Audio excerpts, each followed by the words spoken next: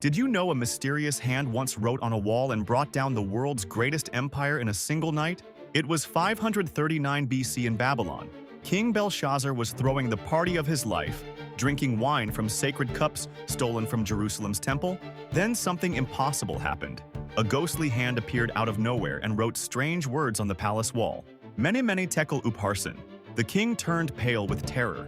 Nobody could read the mysterious writing until they brought in Daniel the prophet. His translation was chilling.